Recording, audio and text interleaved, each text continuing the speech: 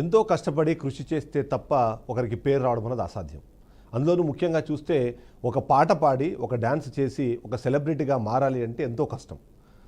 అందులోనూ ముఖ్యంగా చూస్తే ఒక మారుమూల పల్లెటూరు నుంచి ఒక తండాలో పుట్టి ఇవాళ ప్రపంచవ్యాప్తంగా తనకంటూ అభిమానులు సంపాదించుకోవడం అన్నది అంతకన్నా కష్టం. ఇలాంటి కష్టాలన్నీ చూసి ఈ కష్టాలన్నీ భరించి ఎంతో కృషితో ఇవాళ ఒక స్థాయికి చేరుకున్న మంగ్లీ ఇప్పుడు అనవసరమైన రీజన్స్తో వార్తల్లో నిలిచింది. బర్త్డే అంటే ప్రతి ఒక్కరూ సంతోషంగా జరుపుకుంటారు. ఆ సంతోషాన్ని నలుగురితో పంచుకునే ప్రయత్నం చేస్తారు. ఆ పంచుకునే క్రమంలో ఎక్కడైనా సరే పార్టీలు ఇవ్వడం అనేది సర్వసాధారణంగా జరుగుతుంది. కానీ ఆ పార్టీ ఇప్పుడు మంగ్లీకు కేసులను తెచ్చిపెట్టిందని మనం చెప్పాలి. ఇవాళ కాంట్రవర్సీస్ తన కేర్ ఆఫ్ అడ్రస్గా మారడానికి కారణంగా అయింది. ఇవన్నీ కూడా చేవేళ్లలోని త్రిపుర రిసార్ట్స్లో జరిగాయి. అసలు మంగ్లీకి సంబంధించిన విషయం ఏంటి, ఈ కేసు ఏంటి, ఈ కేసు వెనకాల ఉన్న నిజాలేంటి, ఈ కేసు పేరుతో అక్కడ జరుగుతున్న రాద్ధాంతం ఏంటి, వీటి వెనకాల ఒక నిజం ఉంది. ఆ నిజాన్ని మనం తెలిసే ప్రయత్నం చేద్దాం. ఆ పాయింట్ని డీకోడ్ చేసే ప్రయత్నం. Welcome to point decoded.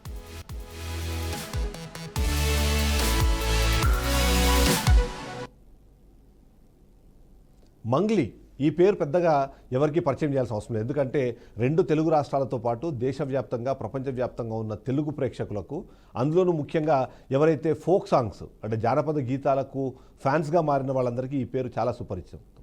అందులో ముఖ్యంగా బతుకమ్మ పాటలు కానివ్వండి, అలాగే తెలంగాణ స్లాంగ్లో ఉండే చాలా సాంగ్స్ తను ప్రాణం పోసి ఆ ప్రాణాన్ని ఇచ్చి మరీ వాటిని ఇవాళ ప్రచారంలోకి తీసుకొచ్చిన పరిస్థితి మనందరికీ తెలుసు.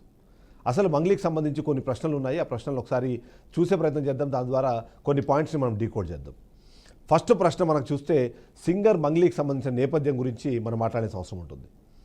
సింగర్ మంగ్లీ నిజంగానే తెలంగాణకు సంబంధించిన యాస కానివ్వండి, భాష కానివ్వండి, ఇక్కడికి సంబంధించిన సాంప్రదాయాలను ప్రపంచవ్యాప్తం చేసిన మంగ్లీ పుట్టింది మాత్రము అనంతపురం జిల్లాలోని గుత్తి దగ్గరలో ఉన్న ఒక తండాలు. తన అసలు పేరు సత్యవతి రాథోడ్.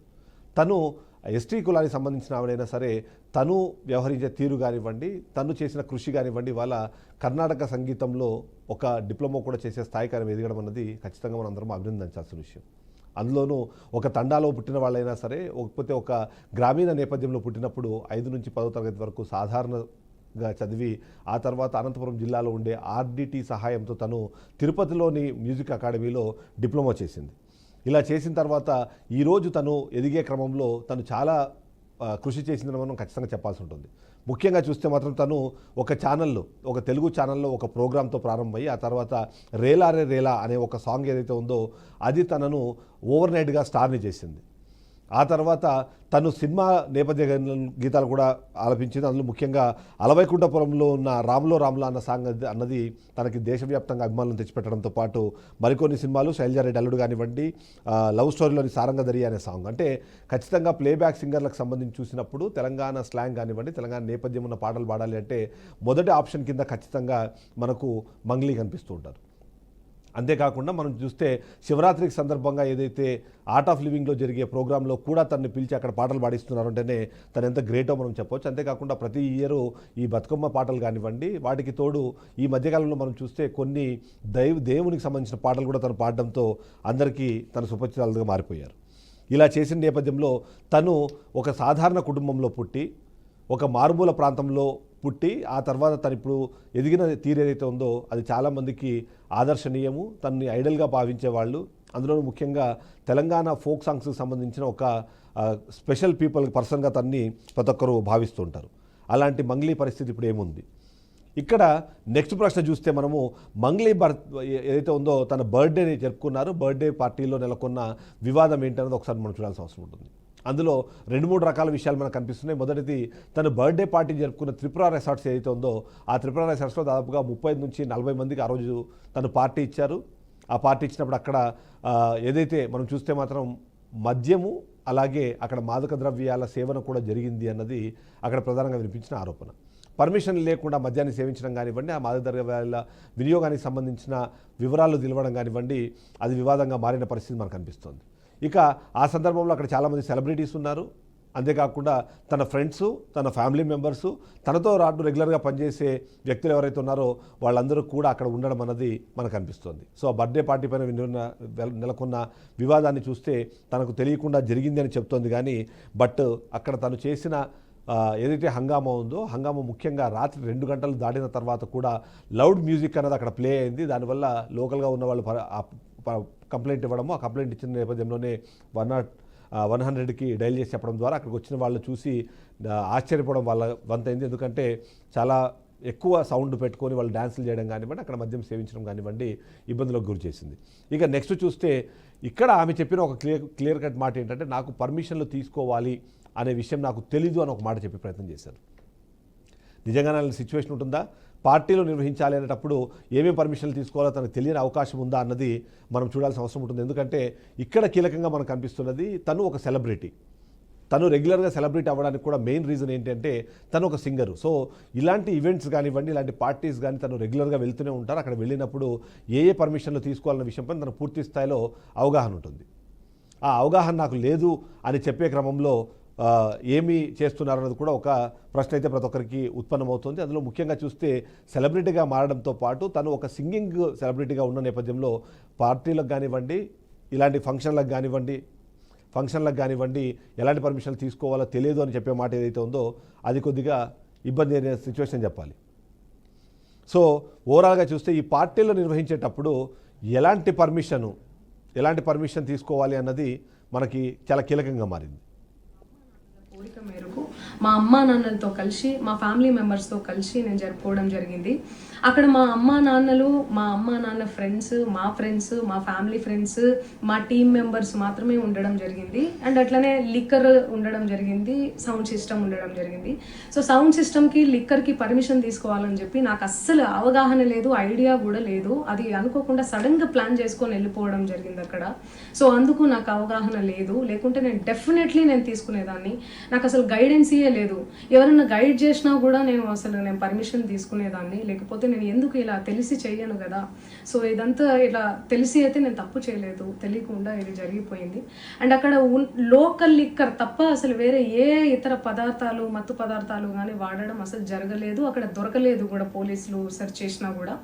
అండ్ అక్కడ ఎవరికైతే పాజిటివ్ వచ్చింది అని చెప్పి పోలీసులు చెప్తున్నారో ఆయన ఎక్కడో ఒక చోట తీసుకున్నాడు, ఎప్పుడో తీసుకున్నాడు అని చెప్పి తేలిందని చెప్పి పోలీసులే చెప్పారు. అండ్ అది ఇన్వెస్టిగేషన్ కూడా జరుగుతుంది. మేము కూడా పోలీసులకు కోఆపరేట్ చేస్తున్నాము. నిన్న ఏదైతే నా బర్త్డే పార్టీ జరిగిందో ఒక చిన్న ఇంట్లో పార్టీ లాగా, ఒక ఫ్యామిలీ ఫంక్షన్ లాగా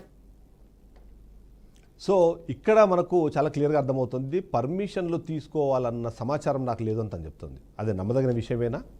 ఎందుకంటే తను సెలబ్రిటీగా ఉండడం కానివ్వండి, ఇలాంటి పార్టీలకు రెగ్యులర్గా అటెండ్ అవుతున్న నేపథ్యంలో తను ఏం చేసింది అనేది ఒకటి ప్రశ్న. ఇక్కడ మరొక ప్రశ్న ఉత్పన్నమవుతుంది. ఆ ప్రశ్న ఏంటంటే, ఏదైతే తను పర్మిషన్లు తీసుకోలేదు అన్నప్పుడు త్రిపుర రిసార్ట్స్ అన్నది అక్కడ యాజమాన్యం ఏం చేస్తుంది అన్నది మరొక ప్రశ్నగా మనకు అనిపిస్తుంది.